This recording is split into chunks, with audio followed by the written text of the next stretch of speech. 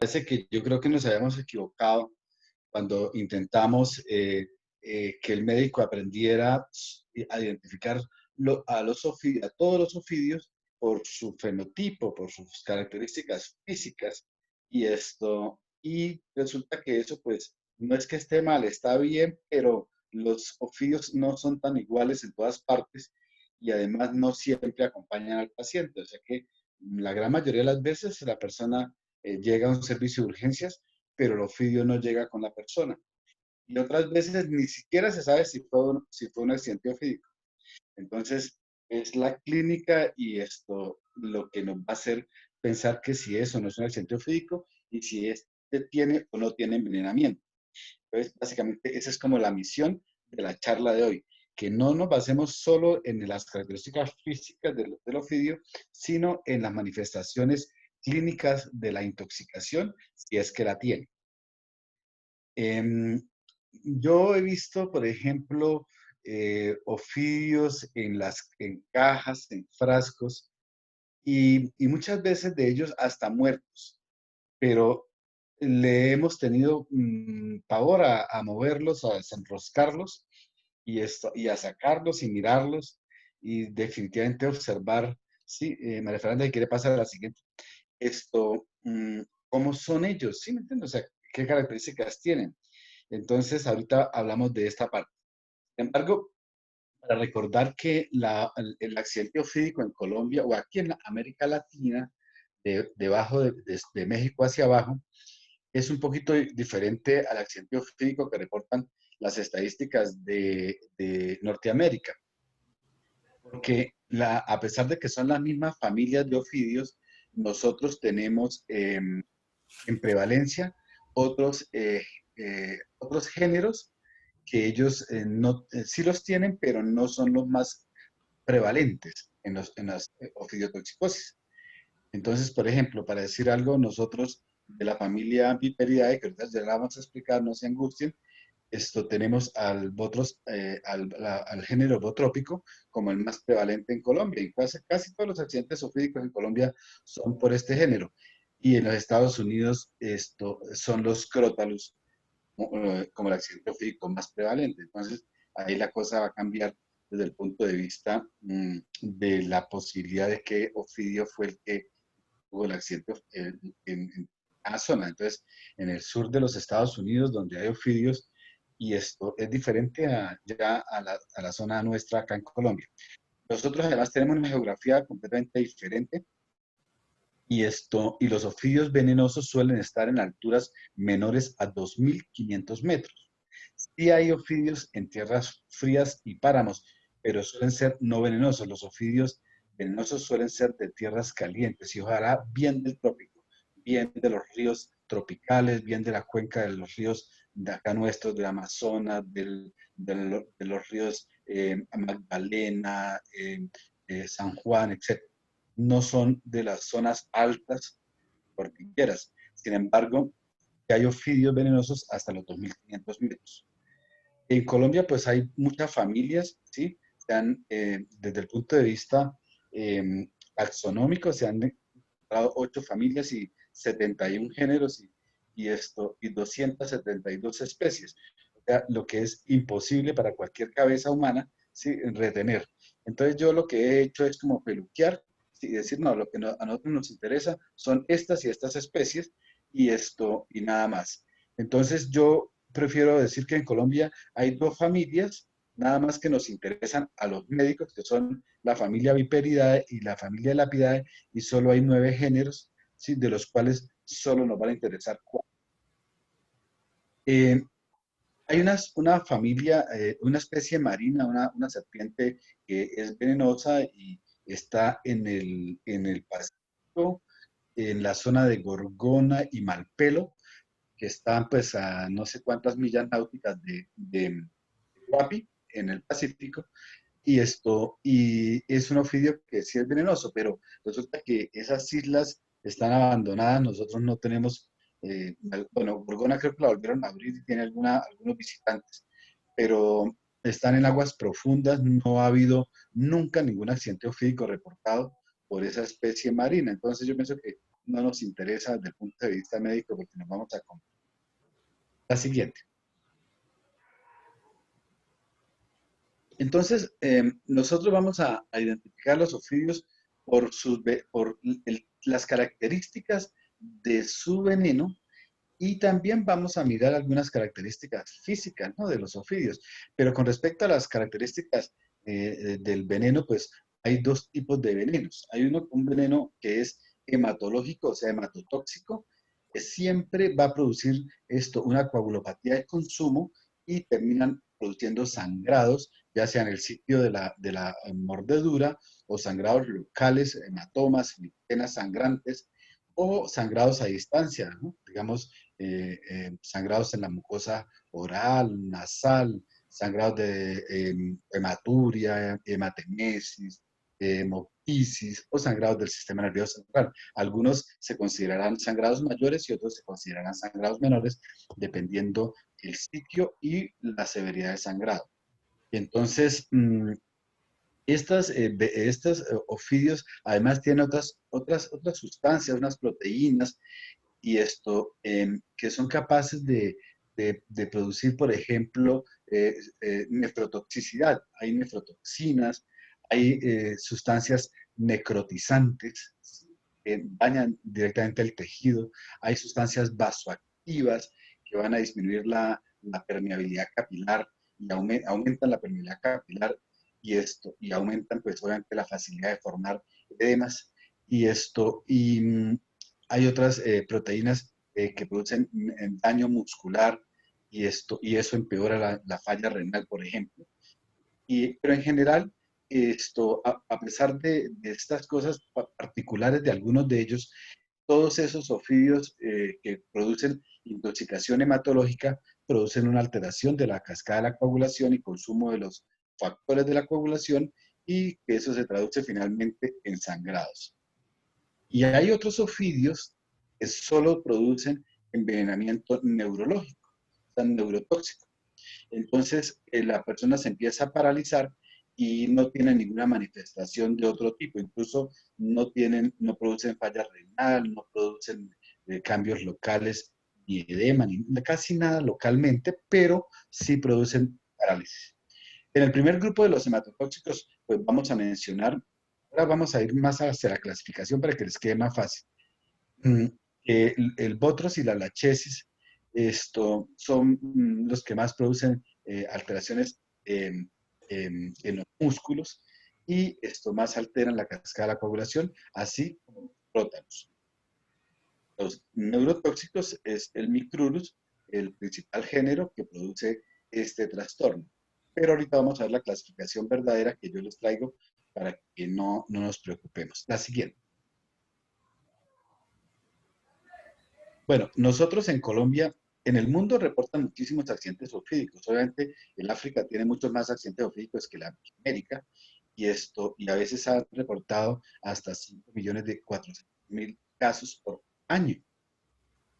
Algunos con envenenamiento y otros sin envenenamiento. Más o menos la mitad han sido con envenenamiento y la mortalidad ha sido hasta en un año determinado, como 2014 creo que fue, 125.245. En Latinoamérica pues tienen menos eventos, pero se han reportado hasta 150.000 esofídicos con envenenamiento. Nosotros en Colombia tenemos una estadística un poco más pobre porque hasta el año 2008 no era un evento de notificación obligatoria y no quedaban registrados en el CIVIGILA. Entonces, nosotros, digamos que desde el punto de vista estadístico, estaríamos castrados desde el 2008 para atrás y solo tenemos datos certeros como después de esa época. Entonces, casi uno incluso mira acá publicaciones nacionales y son muy pocas las publicaciones y casi todo pues nos ha tocado como adaptar de otros lados. Los mexicanos publican más, los costarricenses han publicado muchísimo y los brasileros también, porque pues ellos también tienen muchos accidentes ofídicos. Nosotros hemos escrito muy poco, hace año y medio, 2 años, salió creo que la última publicación que yo haya visto hecha por un urgenciólogo, lo hizo una chica urgencióloga y bueno, trató de describir las cosas, de pronto, digamos que como muy descriptiva, ¿no? No, el asunto, pero no fue algo como muy académico para un estudiante. La siguiente. Bueno, entonces por regiones, obviamente los llanos orientales por densidad de población son los que tienen mayor número de accidentes ofídicos. Los accidentes ofídicos, obviamente, pues van a ser de los trabajadores del área rural, porque nosotros, obviamente, acá en la ciudad, pues no vamos a tener accidentes ofídicos, aunque no descartamos, porque hemos tenido accidentes ofídicos en la periferia, en la escarpa de Bucaramanga, y por ofidios verdaderamente venenosos. Entonces, yo recuerdo haber atendido, por ejemplo, micrurus, que en Colombia es un poquito los accidentes por micrurus. Yo he visto dos accidentes por micrurus. Aquí en Bucaramanga, en el área metropolitana, uno, cerca a la parte, la comuna esa que está de la alcaldía para abajo, en esa zona, en una invasión, más abajo del barrio Las Ferias, hubo una vez un accidente ofídico y otra vez hubo uno en la mesa de Ruitoque. Entonces, mire que no estaba lejos del asunto, ¿no? O sea, podían estar cerca de nosotros y no lo sabemos. Sin embargo, obviamente, pues esto es más de las zonas selváticas, entonces el Baupés y toda la parte de la Amazonía son las más afectadas, ¿no? Del otro lado del mapa, pues tenemos a Chocopo con su cepa tropical, que tiene muchísimos ofidios venenosos. Esto, acá con respecto a, bueno, otras zonas selváticas como el norte de Santander, que tiene la sierra esa del Perijá, tiende hasta el Cesar, también esto tiene hay bastante accidente ofídico. Nosotros acá en Santander, pues, no somos el fuerte de los accidentes ofídicos en Colombia, pero de todos modos, digamos que sí tenemos ofidios en toda la cuenca del Magdalena medio santanderiano, digamos, estamos hablando de Barranca Bermeja, Cimitarra, Puerto Wilches, Sabana de Torres, ¿sí? Y en algunas partes de la zona cacaotera de San Vicente de Chucurí también hay bastante ofidio venenoso. Y bueno, y en muchos municipios de tierras templadas también tenemos aquí en Santander. Yo pienso que hay casi que en toda la geografía santanderiana, exceptuando las zonas altas acá de Tona y California, ¿no? Las zonas frías, pues allá sí no tienen accidentes ofídicos. Sin embargo, casi todos vienen del Magdalena Medio. Magdalena Medio, pues es donde más esto se reporta. La siguiente. Bueno, la idea de la charla también es porque como ustedes van a estar en cualquier parte, yo no sé en dónde les vaya a tocar. Entonces, sí, habrá sitios donde es prevalente el accidente ofídico y habrá sitios donde no. Entonces, esto es probable que alguna vez le llegue accidente ofídico. Sin embargo, ahí en el hospital, como es un sitio de remisión, casi siempre llegan los accidentes ofídicos que son moderados y severos o graves. Porque es el sitio de remisión de los pacientes. Ahora, vamos a mirar cómo un médico podría decir, bueno, si será o no será este ofidio un ofidio con posibilidad de producir envenenamiento o no. Entonces, pues en los álbumes, los libros nos dicen, bueno, si el ofidio tiene una cabeza triangular, ¿sí? Asuma que es venenoso. Si la cabeza no es triangular, es redondeada, asuma que no. Si tiene colmillos en vez de dientes o además de dientes, esto asuma que es venenoso. Si no tiene colmillos, solo dientes, debe ser no venenoso. Si tiene una fosa termorreceptora o tercera o nariz que le llaman, que ellos usan porque la visión de ellos es muy baja.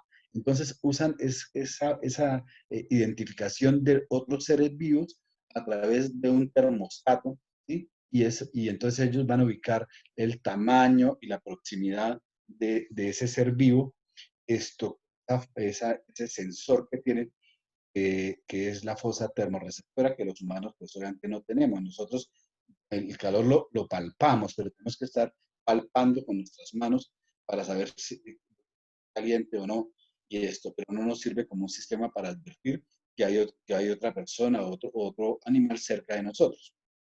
Las pupilas, también las pupilas de los ofidios, también son algún elemento de valor para determinar si son o no venenosos. Entonces se sabe que las pupilas que son verticales corresponden a los ofidios venenosos y las pupilas que son oblicuas o redondeadas no son de ofidios venenosos. La cola también, los ofidios venenosos tienen una cola que termina en forma roma y corta. Y los ofidios no venenosos son una cola que es larga y delgada. Entonces, son como unas características, además de alguna presentación de las escamas de los ofidios y de que los colores se mantengan no solo por la parte dorsal, sino también por la parte ventral. Entonces, son cosas que el médico como cultura general puede examinar y de pronto, si tienes si ganas de agarrar el ofidio y mirarlo y tenerlo entre las manos, podría como examinar estas características. Sin embargo, la experiencia que yo tengo, que yo no soy experto, pero sí conozco el problema médico, esto es que nosotros no somos capaces, porque nosotros difícilmente somos capaces de coger un ofidio a un muerto.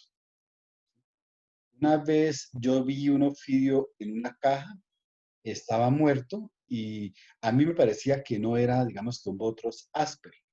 ¿Sí? Me pareció a mí, sí, bueno, pero el ofidio estaba enroscado, ¿sí? Y tocaba desenroscarlo, ¿sí? Y obviamente no lo pudimos hacer por temores, obviamente, ¿sí? Otra vez yo vi un ofidio de un paciente que tenía en un dedo, tenía había tenido un accidente físico en un dedo y tenía ese dedo como una morcilla.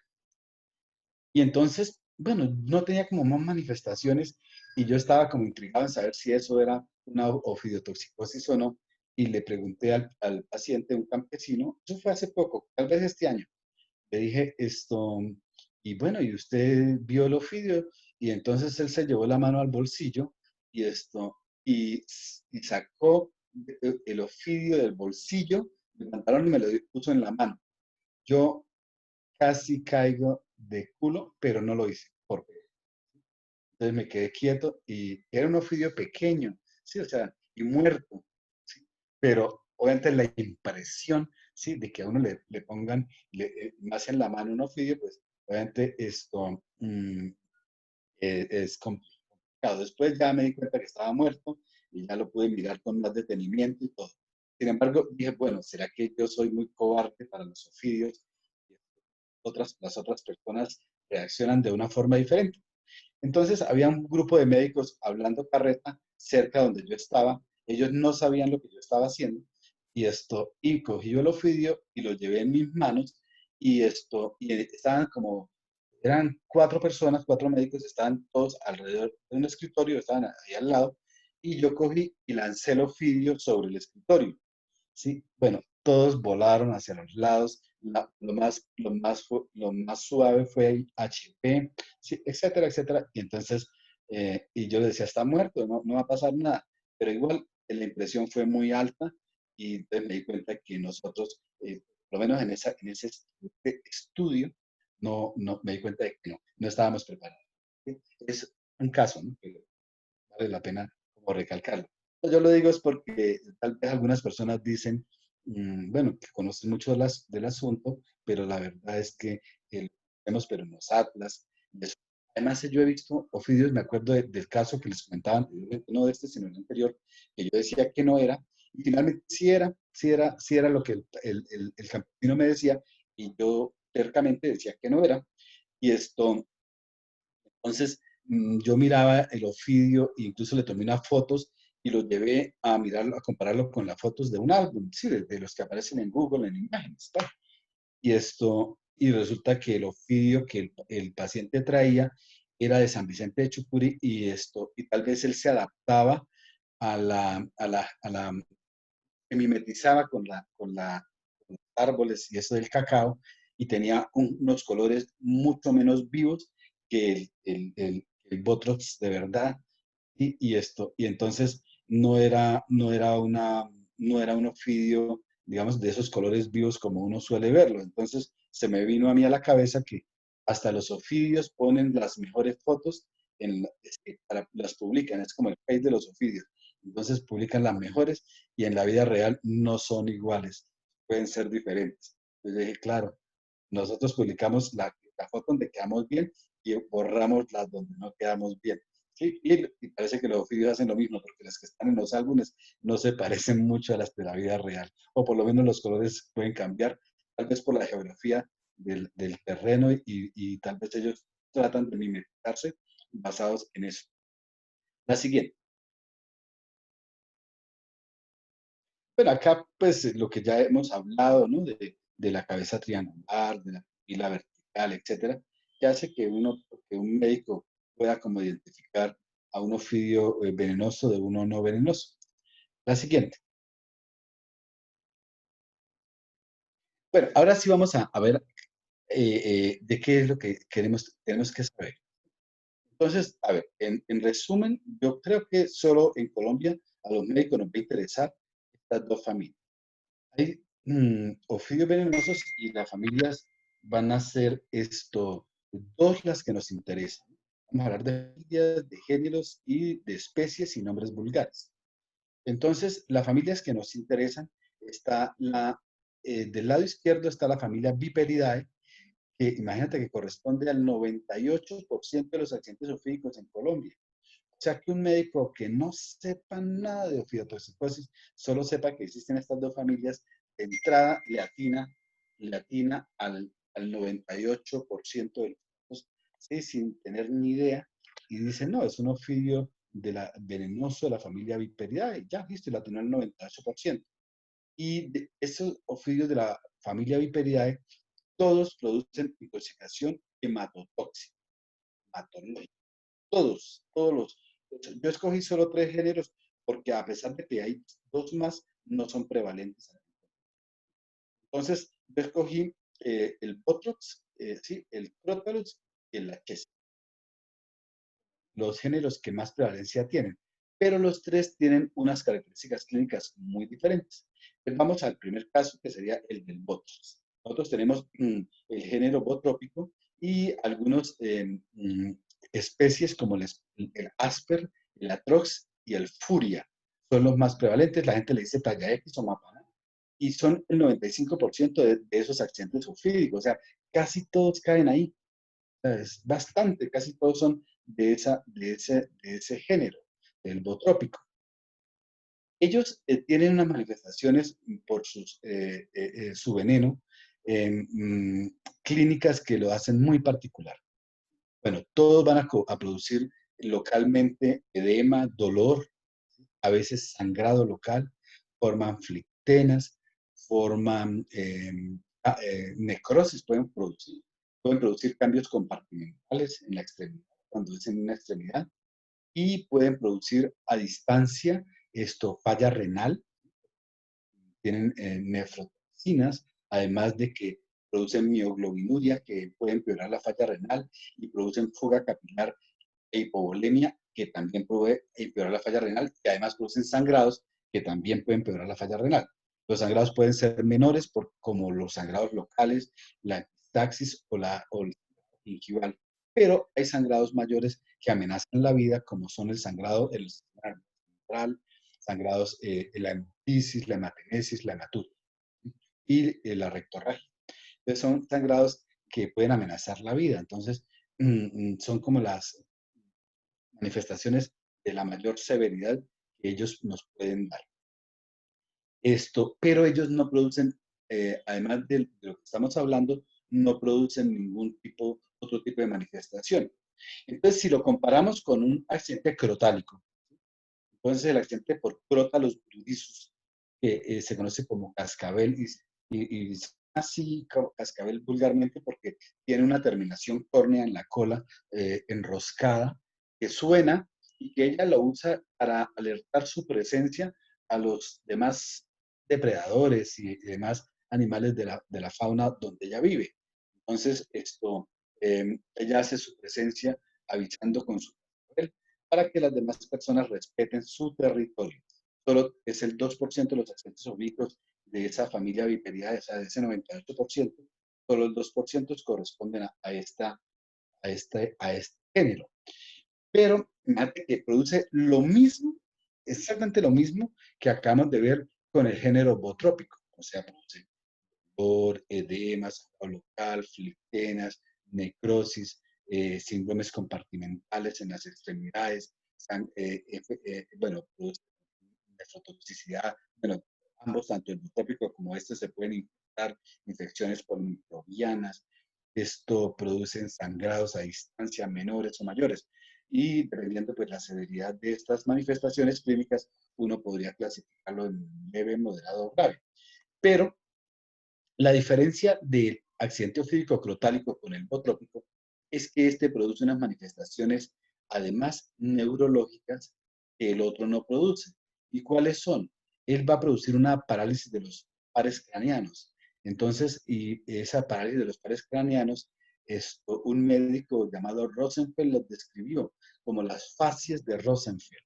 Entonces, él dijo que, mire, que todo paciente que tuviera parálisis, tuviera un accidente ofídico, ¿sí? Con manifestaciones hematológicas y demás cosas, pero que tuviera una parálisis que afectara principalmente los pares craneanos, donde, por ejemplo, si le afectaba el tercer par, le producía tosis palpebral, anisocoria, si esto si afectaba, por ejemplo, el sexto par, le producía parálisis del recto externo, sí, entonces habría extravismo y diplopia, sí, le afectaba, por ejemplo, el glosofaringio, entonces la persona tenía problemas en la motilidad de la musculatura de la lengua, y, o los pares craneanos bajos, ¿sí? Donde, que nos daban, por ejemplo, el sostén cefálico, y la persona podía tener como una especie de cuello débil, caído o roto, ¿sí?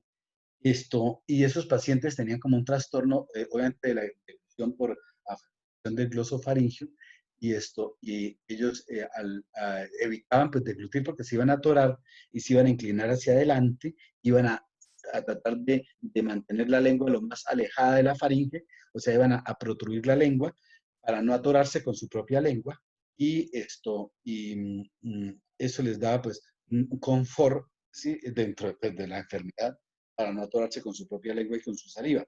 Entonces, en resumen, es un paciente que tiene los párpados caídos, los ojos torcidos, la lengua protruida, babeando y el cuello como débil o roto. Entonces, él dijo, mire, esa persona que tiene esa especie de fascias miasténicas, ¿sí? Tiene un accidente ofídico por un crota. Además de eso, debe tener el resto de cosas que producen todas las intoxicaciones de la familia Viteridae. Entonces, esas manifestaciones neurológicas que produce el accidente crotálico lo hacen diferente al accidente bronquiólico, que no produce eso, solo produce el resto de cuestiones que mencionamos, pero ninguna neurológica. Y nos vamos al tercer género, que es el género lachésico, y se conoce como lachesis muta.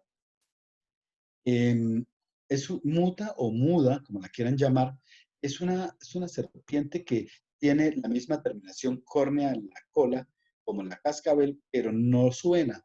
Entonces, es un cascabel que no suena y por eso se llama muda o muta.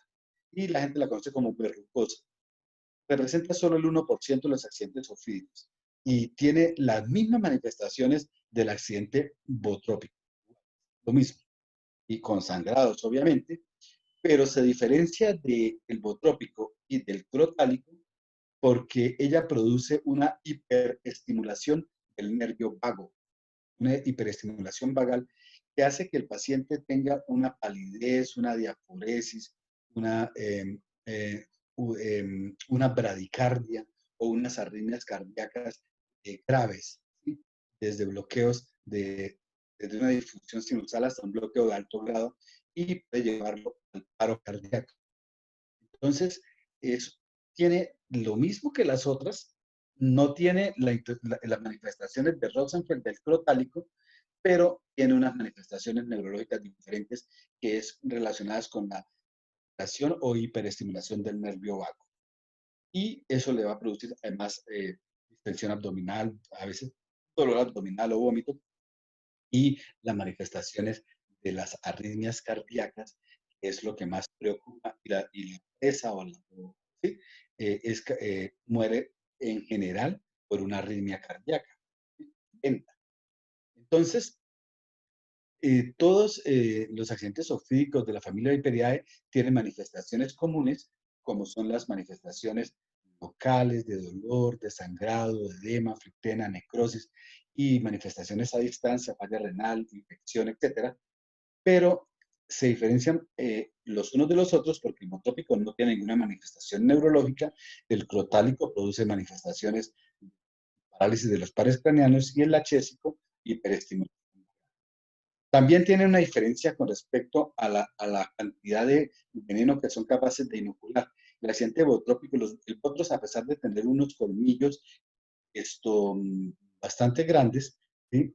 No tiene un sistema tan perfecto de inoculación como lo tiene el crótalos y el lachesis. El crótalos y el lachesis tienen un sistema bueno, los colmillos pueden medir en vida adulta 4 centímetros, ¿no? Atravesar zapatos, todas estas cosas, pero lo más importante es la cantidad de veneno que es capaz de inocular un prótalos o un lachesis o una lachesis a diferencia de un botrox. ¿Sí?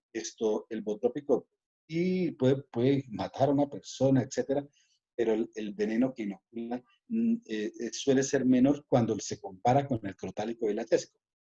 Para poner un ejemplo grueso, un accidente crotálico o lactésico puede producir envenenamiento con mortalidad en un caballo o en un toro de 500.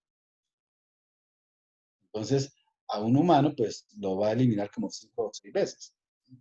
Entonces, ahí la severidad de cuando se habla de un accidente crotálico o de un lactésico.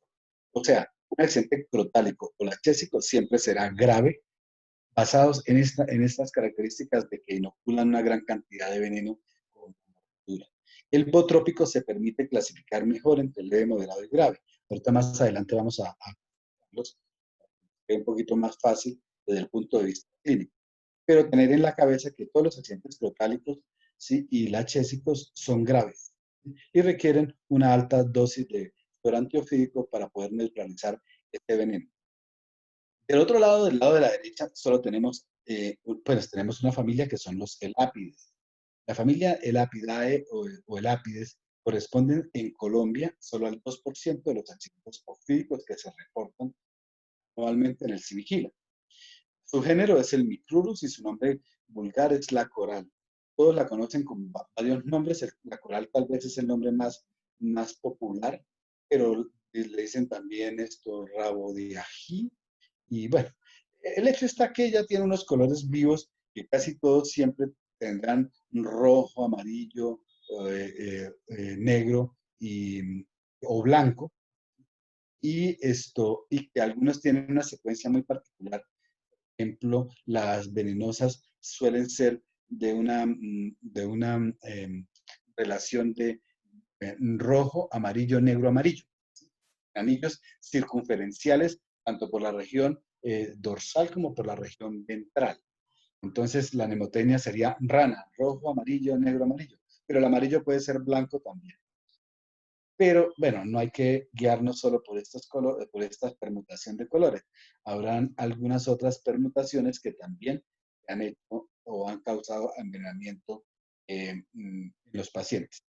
Este envenenamiento produce solo parálisis, afecta las terminaciones en la unión neuromuscular y la víctima o la presa de ese ofidio termina por paralizarse y ella espera ese momento para poderla engullir, ¿sí? Poderse atacar, pues, ¿sí? Obviamente, pues en el humano le causaría una parálisis de los músculos estriados y del diafragma, que lo llevaría a una insuficiencia respiratoria aguda hipercápnica, pero la persona estaría paralizándose, perder la conciencia, o sea, estaría despierta, ¿sí? Pero se va a paralizar y si obviamente no es intubada y asistida ventilatoriamente, si la parálisis es muy rápida, la persona se iría a morir.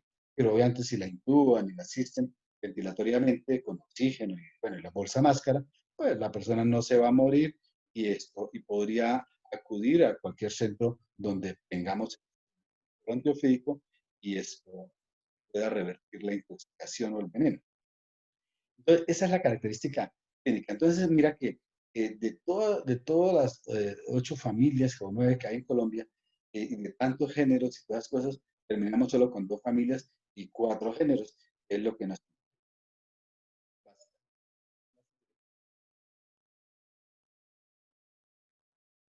Ahora vamos a ver la severidad de los accidentes sofídicos. Entonces vamos a mirar primero los celápides. Los celápides, o sea, los micrurus, sí, o sea, los que producen parálisis, pues todos son graves, porque es que si yo me paralizo y no puedo respirar, yo no puedo decir parálisis leve, moderado, grave, no, todas son graves, o sea, no me paralizo levemente ni moderadamente, sino grave, o sea, siempre que yo tenga un trastorno, una parálisis y no pueda ventilar bien, y eso me causa un trastorno, obviamente más adelante de la oxigenación, esto va a tener una parálisis, va a tener un envenenamiento grave. O sea, no lo puedo clasificar, sino que siempre sería grave. Pero la familia de este lado, la familia de la izquierda, de la familia Viperidae, sí lo podemos clasificar en leve, moderado y grave. Entonces, digamos que en todos los grados siempre habrá dolor, siempre habrá edema, ¿sí? Pero ya cuando vamos a hablar de flictenas, el leve no tiene flictenas, sí la hay en el moderado y en el grave. El sangrado no lo hay en el leve, pero sí lo hay en el moderado y en el grave. La necrosis no la hay en el moderado, en el leve ni en el moderado, pero sí la hay en el grave. El, el síndrome compartimental no lo hay en el leve y moderado, pero sí lo hay en el grave. Los sangrados mayores solo están en el grave, ¿sí? Entonces, un médico podría como clasificar, digamos, si el edema corresponde solo a un segmento de una extremidad, pues debe ser leve, ¿no? Ahora, si tiene 2 segmentos, podría ser moderado y si se extiende a más segmentos o al tronco, sería grave. Con respecto a las flictenas, solo el hecho de tener flictenas hace que sea moderado o grave. El sangrado local o menor sería el moderado y un sangrado mayor, cualquiera que sea el tamaño del sistema nervioso central o la hemoptisis, el sangrado digestivo, o sea, la melena o rectorragia y la hematuria, los vamos a considerar como la necrosis. Se considera una enfermedad grave porque la necrosis habla que puede perder una extremidad, por ejemplo, y todos los cambios compartimentales o síndromes compartimentales también serán considerados como graves. Entonces, el médico tiene como para decir, bueno, sí es leve, es moderado, es grave. ¿Esto para qué le sirve? Para saber si cuántas viales de suero antiofídico debe colocar. Sin embargo, acuérdense que los crótalos y los lachésicos siempre tienen o terminan siendo envenenamientos graves. O sea, si ustedes identifican un crótalos o una lachesis, siempre piensen lo peor y el envenenamiento será grave. O sea, ahí no hay espacio para envenenamientos leves o moderados. Solo este espacio es para la familia, para el género botrópico, nada más. La siguiente. Las complicaciones, pues sí hay complicaciones. En casi todos los accidentes sufrídicos hay complicaciones. Entonces, locales ustedes van a ver que hay hematomas, sí pueden haber hematomas, infección. La infección puede ser casi que en 2/3 partes de los accidentes sufrídicos hay infección local y a veces hay infección sistémica.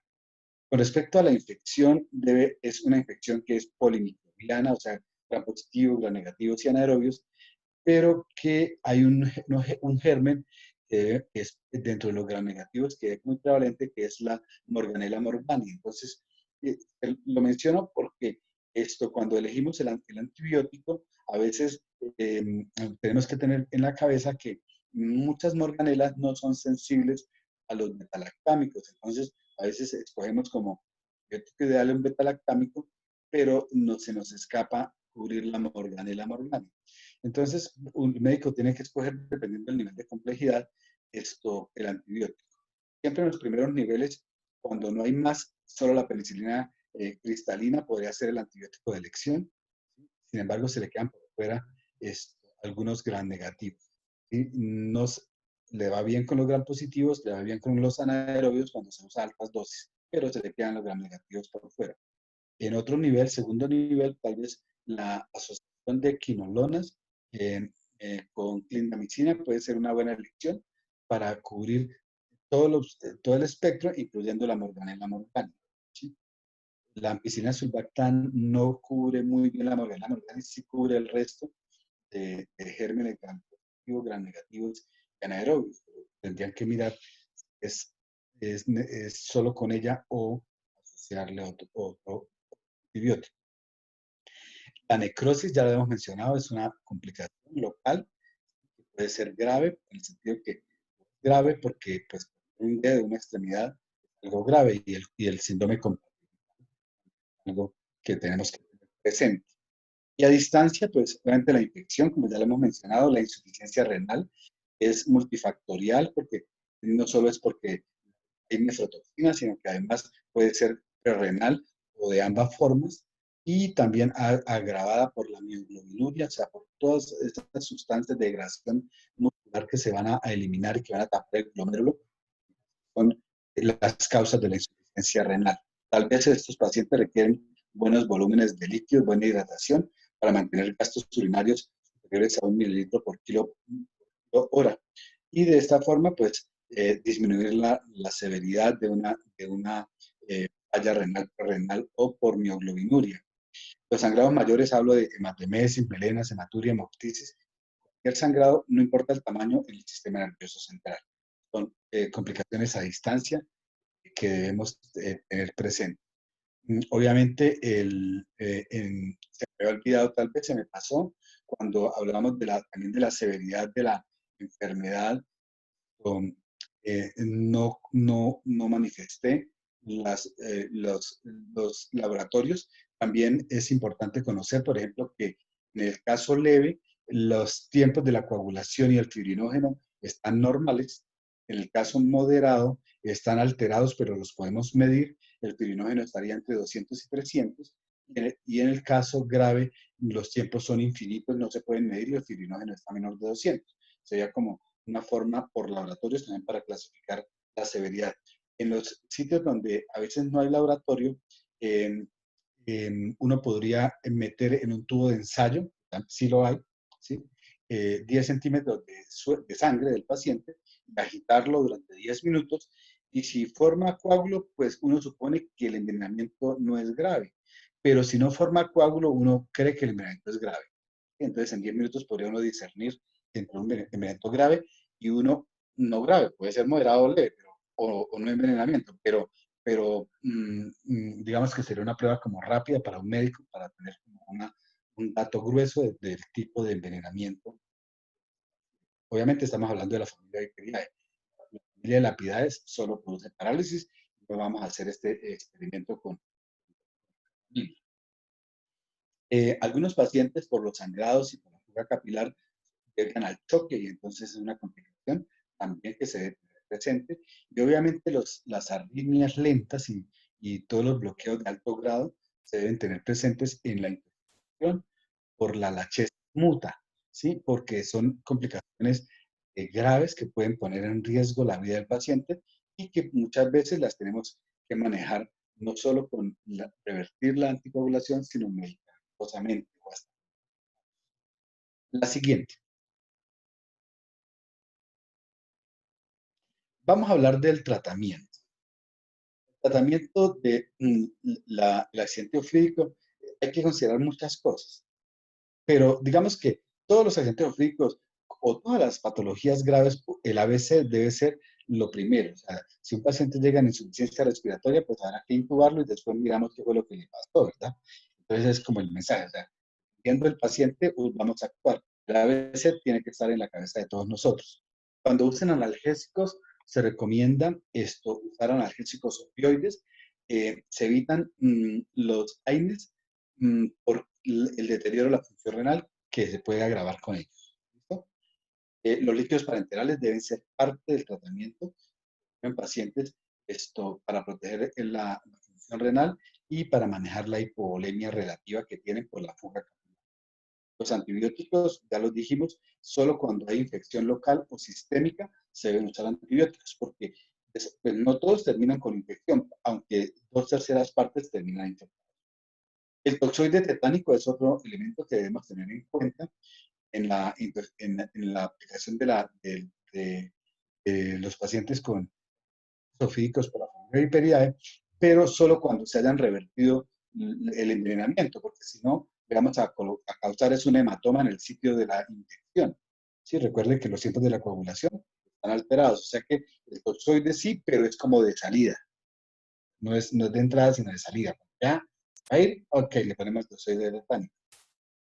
Con respecto a la familia Elapidae, obviamente la reanimación es muy importante, de pronto una vía aérea en caso de que sea grave desde la llegada del paciente.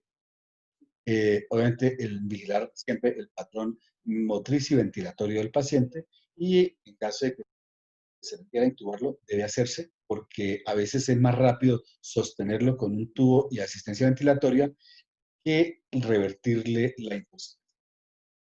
Entonces serían como las consideraciones generales que debemos, bueno, específicas y que debemos tenerle a un paciente intoxicado por una género, por una familia Viperidae, los géneros de la familia Viperidae, o por un género, o sea, de la familia Elapidae. La siguiente. Profe, una pregunta. ¿Por qué al anterior no se le maneja pues con algún tipo de analgésicos? Y, por ejemplo, AINES u otros tipos de analgésicos que puedan ayudar al paciente. Por la Pues yo falla renal, entiendo, por la falla pienso, renal. pienso que los opioides no se le darían por el riesgo de falla ventilatoria y esto que podría No, haber, ¿no? no, no. O sea, el opioide es el ideal. Incluso con respecto digamos que lo que queremos es evitar la nefrotoxicidad. ¿Sí? Entonces, por ejemplo, cuando uno mira en algunas guías, ¿sí?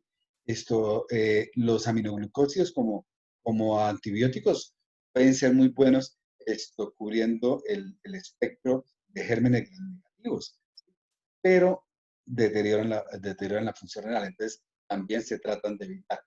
Son recomendaciones que se dan, pero digamos que de elegir entre un analgésico, AINE o un opioide, es el opioide el de elegir. El opioide usado en buenas dosis, o sea, terapéuticas, no debe causar deterioro de la función, deterioro neurológico, ¿no? O sea, nosotros usamos todos los días en traumas tramadol, morfina, y no tenemos que intubar los pacientes. La siguiente. Ahora sí vamos a hablar del suero antiofídico. Aquí hay que tener presente que tenemos dos tipos de accidentes. Uno es el de la familia Viperidae y otro es el de la familia Elapidae. Entonces son dos sueros totalmente diferentes que no se pueden usar el uno para el otro y el otro para este. O sea, cruzadamente no. El médico tiene que elegir el suero que va a usar. Obviamente, pues acá en Colombia, como ya lo habíamos dicho, el 98% los accidentes zoofídicos son de la familia Viperidae. Pero en caso de que tengamos un accidente por un elápide, tenemos que elegir el suero antielapídico, no el suero polivalente. Entonces, en el 98% de los casos vamos a usar suero polivalente porque se trata de un envenenamiento de la familia Viperidae, pero en el 2% vamos a usar el suero antielapídico, así se llama, de la familia Elapidae. Entonces, con respecto a la aplicación del suero, eh, depende también de dónde venga el suero. La guía colombiana recomienda para el envenenamiento leve de 2 a 4, para el moderado de 4 a 6 y 6 a 10 para el severo o más. Eso no va a tener un tope, ¿sí? En el grave o en el severo no va a tener un tope. Ha habido pacientes que le han aplicado hasta 25 viales, pero digamos que la gran mayoría suelen salir de 6 a 10 viales o a 10 ampollas. Mm, Pero resulta que cada fabricante, nosotros producimos suero antiofídico acá en el Instituto Nacional de Salud a través del laboratorio Probiol, produce el suero nacional. Él recomienda como estas dosis que están allí anotadas, pero a veces viene suero extranjero. Nosotros somos unos buenos productores de suero antiofídico y los grandes productores de suero antiofídico son los costarricenses en el Instituto Clodomiro Picado, los brasileros en el Instituto Butantan de Brasil y un instituto mexicano que no recuerdo el nombre, son los otros que distribuyen para toda Latinoamérica. Entonces, ellos recomiendan en cada laboratorio pues una dosis, entonces uno tendría que mirar la dosis de cada fabricante, pero en general la guía colombiana está hecha con estas dosis que están aquí anotadas. A mí, personalmente, me parece que es mejor colocarle la dosis mayor recomendada, o sea, 4, 6 o 10. ¿Por qué? Porque el suero antiofídico es un suero heterólogo, sí, o sea, es hecho en equinos, ¿sí? Y suele causar reacciones adversas e incluso anafilaxia a segundas dosis. Entonces, incluso causa reacciones alérgicas a primeras dosis. Es como el mismo suero antirrábico que nosotros le tenemos que hacer algún tipo de profilaxis incluso antes de aplicarlo. Este es lo mismo porque es un suero equino. Entonces, nosotros vamos a vernos abocados muchas veces a reacciones adversas a la aplicación del suero. Entonces, sería como muy, como, digamos que como no recomendable aplicar dosis segundas o terceras dosis del suero antiofídico para evitar este riesgo. Sin embargo, obviamente, si escogimos inadecuadamente la cantidad de viales y hay necesidad de colocarle más, nunca es tarde para aplicar su antiofídico. Puede pasar 8 días después del envenenamiento, del contacto, de la mordedura. Y si el paciente sigue intoxicado, hay que volverlo a clasificar y colocarle la dosis de acuerdo a esa clasificación, ¿sí? Que habla que fue mal clasificado o el número de viales que se eligió fue inapropiado. Entonces, la recomendación que yo doy es 4, 6, 10, ¿sí? Para los accidentes leve, moderado y grave, para evitar segundas dosis. Sin embargo, hay un rango, ¿no? 2 a 4, 4 a 6, 6 a 10. Con respecto a los celápides, pues ya les había dicho que no había envenenamientos leves ni moderados, sino que todos iban a ser graves y siempre van a ser 10 o más viales. Esta es como la recomendación, está en la guía. Ahora, pero la aplicación del suero antiofídico tiene alguna forma de la eficiencia de la aplicación. Y es lo que vamos a mencionar ahora. Digamos que se suele disolver o diluir en 250 mililitros de solución salina normal para el adulto y en 100 para los niños.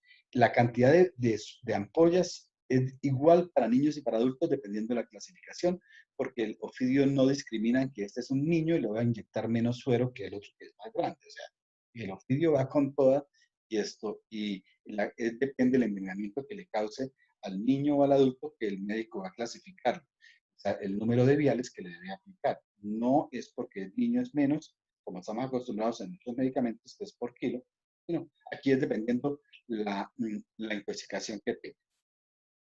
Ahora, después de que hayamos hecho la dilución para adultos con 250 y para niños con 100, no hay pruebas dérmicas. La guía dice que evitemos hacerle pruebas, ¿sí? Porque no todas van a tener como una corresponsabilidad y algunas pruebas pueden ser negativas, pero son falsos negativos. Entonces dice que es mejor hacer una prueba directa al suero y recomienda que le abramos a un goteo lento de aproximadamente 10 gotas por minuto, ¿sí? Y lo observemos durante 10 minutos. Si no produce nada, ¿sí? Como suele ser en la gran mayoría de los casos, pues le abramos el resto para completarlo en los siguientes 45 minutos, de 30 a 45 minutos. Eso es lo que la guía recomienda. Pero si usted ve que la persona hace anafilaxia, sí, como es, digamos, ya, hace hipotensión, hace laringoespasmo, broncoespasmo o ambos, ¿sí? Y hace exantema o angioedema y hace una verdadera anafilaxia, un toque por anafilaxia, entonces nosotros debemos suspender la aplicación en ese momento del suero y empezar a desensibilizar al paciente. Y como en la guía que ya vimos de la anafilaxia, se recomienda la adrenalina. Aquí en este caso, la adrenalina, hablando de la familia Viperidae, iría intravenosa, porque no se pueden colocar inyecciones intramusculares como lo habíamos recomendado en la anafilaxia por otras causas. Entonces aquí iría intravenosa aplicando solo 0.3, no 0.5, sino 0.3 por dosis y repetirla cada 5 o 10 minutos dependiendo la necesidad. Entonces iríamos no dosis altas porque la adrenalina produce arritmias cardíacas y hasta infarto, ¿sí? Y produce, pues por el vasoespasmo grande que produce por pérdida de la constricción que produce, y además de eso produce una sensación de muerte inminente. La persona se siente con una presión torácica difícil de describir, ¿sí? Pero que lo asfixia. ¿Sí?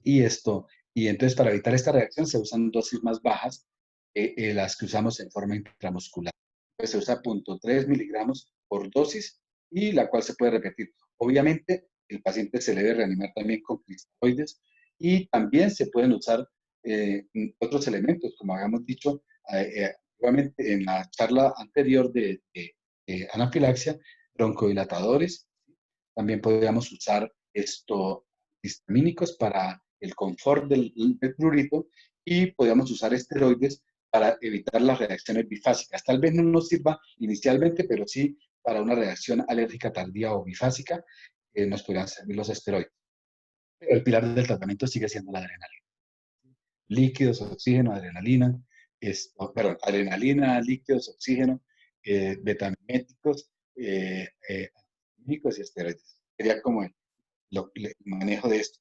Y cuando el paciente recupere la presión arterial media mayor a 65, sistólica mayor a 90 y el patrón ventilatorio del paciente sea adecuado, o sea, no sea tan, tan, tan marcada la dificultad respiratoria, aún con sibilancias, se le debe reiniciar la aplicación del suero antiofídico y el paciente debe sí o sí llevárselo puesto porque si no se muere del envenenamiento o las complicaciones del envenenamiento. O sea que el hecho de que haga reacción alérgica no quiere decir que no se le puede colocar suero antiofídico, sino que vamos a tener que desensibilizar al paciente y aplicárselo paulatinamente, reanudando nuevamente cuando lo hayamos regresado a una pseudonormalidad, por lo menos de presión arterial y del patrón ventilatorio. Porque caria no nos interesa mucho y ni las manifestaciones gastrointestinales. La siguiente. Hay unas recomendaciones ya generales y es que nunca es tarde para aplicar suero antiofídico. Recuerden que un paciente puede habérsele elegido mal la dosis y sigue presentando sangrados, sigue presentando crecimiento del edema, etcétera, y sigue alterado los tiempos de la coagulación. Entonces, es porque el envenenamiento, el veneno no ha sido bien neutralizado y tenemos que reclasificar en este momento al paciente para saber si requiere dosis adicionales dependiendo leve, moderado o grave. Entonces, nunca será tarde para aplicarlo. O sea, eso hay que tenerlo también presente. Las costumbres de los campesinos y de la gente nuestra aquí, arraigada, indígena, rayan un poco con el pensamiento de nosotros, los médicos. Entonces, pero es mejor permitir un rezo, ¿sí? Y un secreto y cosas de estas, siempre y cuando pues esto no demore la atención del paciente, o sea, ni interfiera, o sea, no es el rezo o el suero, no, es el suero sí o sí y el rezo sí, hágalo, ¿listo? Pero es el criterio médico lo que va a imponer, lo que se va a imponer y el manejo médico. El chamán puede estar detrás de ustedes haciéndole cositas allá detrás, sí, mientras ustedes lo atienden al paciente. Eso no lo vamos a prohibir porque es parte de la cultura nuestra, nuestra cultura de nuestro arraigo indígena. Entonces, obviamente no podemos luchar contra eso y eso tal vez cambie dentro de varias generaciones, pero en este momento todavía no. Em, la extremidad, pues, casi siempre que uno ve un edema en una extremidad, uno tiende a elevarla, ¿no? Pero aquí tal vez no sea una buena idea porque el envenenamiento se haría más rápido, en el sentido que llegaría más rápido el veneno a la circulación general. Entonces la extremidad debe permanecer a nivel o por debajo del corazón para no favorecer esto. La siguiente, incluso uno podría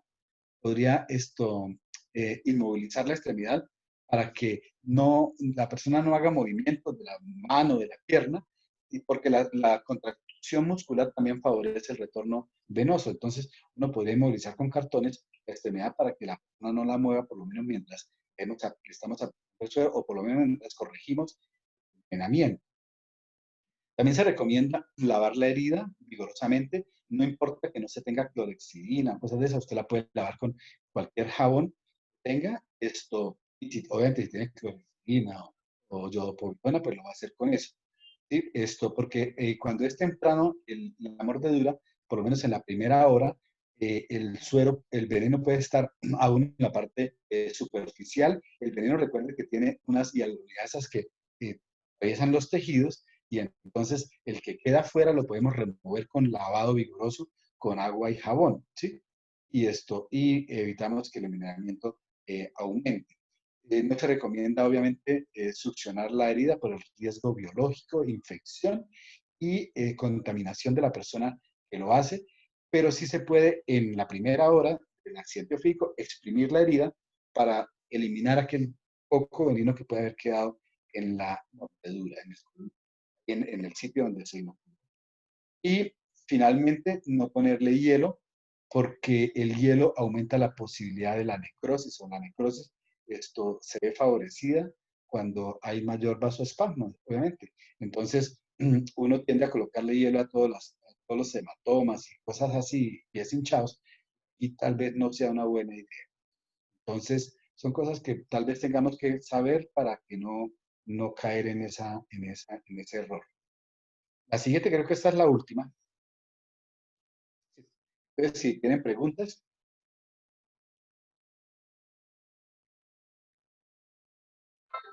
Sí, señor, yo tengo una pregunta, doctor. En el caso, digamos, a veces uno ve que le hacen torniquete a las personas que han sido mordidas pues por un ofidio. No tanto en el área hospitalaria, sino que el paciente llega con el torniquete puesto. Pues mire, la recomendación de la guía dice que no al uso de torniquetes. Esta es la recomendación.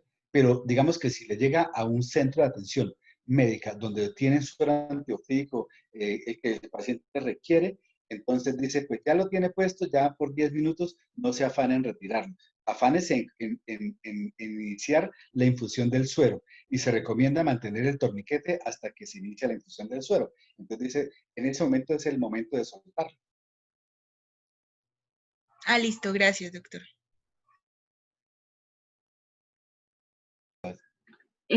Cuando hablábamos de la crótalos y las manifestaciones neurológicas, pues hablábamos más que todo de las parálisis de pares craneales. Yo esperaría que estas manifestaciones sean muy rápidas o cuánto tiempo pasa para que Sí, yo las vea en el sí, paciente. mira, los envenenamientos. Esa es una buena pregunta. Casi que todos los envenenamientos son rápidos, ¿sí? Sobre todo los crótalos, los lachesis y los elápides. Incluso hay pacientes que se han paralizado en la primera hora, ¿sí? Hablando de lápides. Entonces el envenenamiento suele ser rápido. Entonces, la manifestación, digamos que cuando un paciente llega a un servicio de urgencias en forma temprana y no hay manifestaciones clínicas ni obviamente de laboratorios, sí debe tener unos laboratorios cero para saber en qué partimos, ¿verdad? Y para poderle hacer controles de laboratorio y también control clínico, porque a veces puede ocurrir un accidente en la periferia del hospital y el paciente llegar rápido. Entonces, yo no sé si tiene accidente ofídico con ofidiotoxicosis o no, porque ni la clínica me da, ni el laboratorio me da. Entonces, el paciente quedaría hospitalizado para hacerle monitoreo clínico y monitoreo de laboratorio. Entonces, pero uno espera que si, por ejemplo, fue un accidente por un lápiz, en la primera hora sí tenga manifestaciones de intoxicación. También en los otros géneros también empiezan a aparecer, por lo menos en las primeras 6 horas, hay manifestaciones. Los crótalos y los lachesis pueden tener manifestaciones.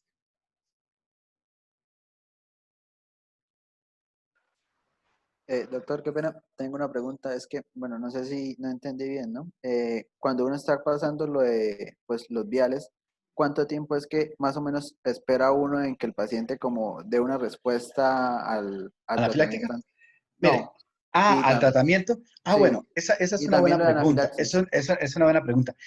Resulta que no van a pensar que apenas terminó ¿cómo se llama? El suero, todo va a revertir, ¿no?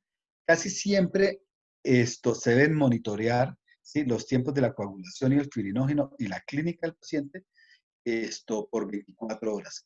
Cuando a las 24 horas continúa los tiempos alterados, ¿sí? Del paciente, el fibrinógeno consumido o la clínica sigue empeorando, usted sabe que eligió una dosis inapropiada.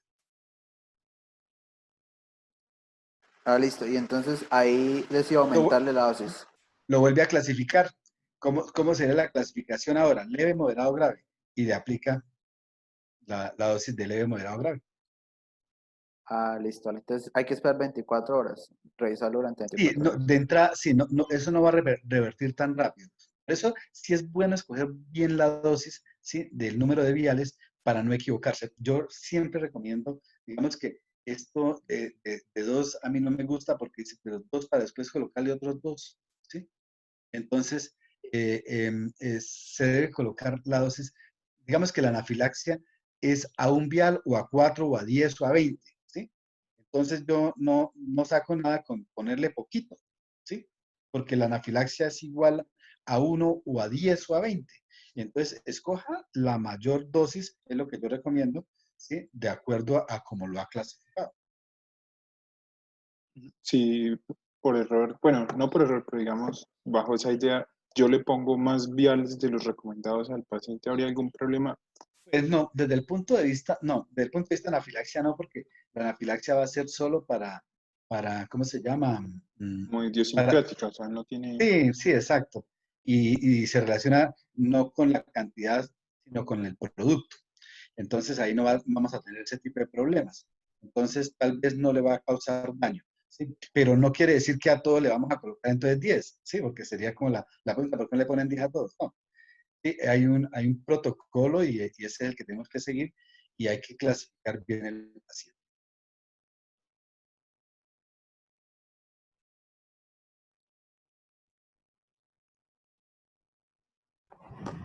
Doc, yo tengo una pregunta. El manejo de líquidos en el caso de estos pacientes, ¿cómo se hace?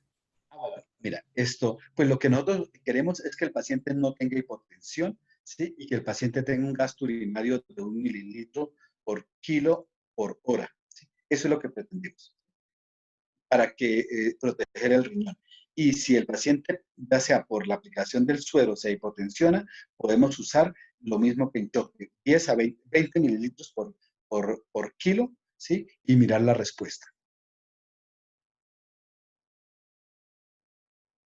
Y siempre, pues, no menos de 1 a 2 mililitros por kilo por hora, ¿no? Porque si no, pues no tendría, digamos, una persona de 80 kilos le ponen 60, incluso está por debajo del basal sí, que el paciente requiere. O sea, por lo menos 1 mililitro por kilo por hora o 1 a 2 mililitros por kilo por hora sería como un sostenimiento para un paciente.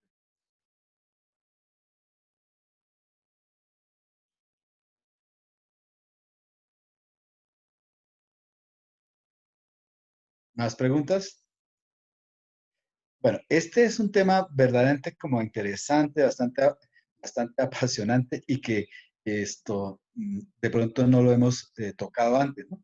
Entonces sí es bueno como leer. A veces la lectura de esto, yo por eso a mí me gusta como dar la charla y después decir, ahora sí lean, para que no se confundan, porque a veces digamos que si uno tiene más clarito la cosa, más digerida, pues uno puede como leer y escoger lo que le interesa, lo que no le interesa. A veces uno lee y se confunde mucho más. Y entonces lo que nosotros queremos es que, digamos que si, a ver, ustedes si van a ir, por ejemplo, a sitios endémicos, los Cimitarra, Sabana, Barranca, Puerto Wilches, San Vicente, por ejemplo, los donde hay más.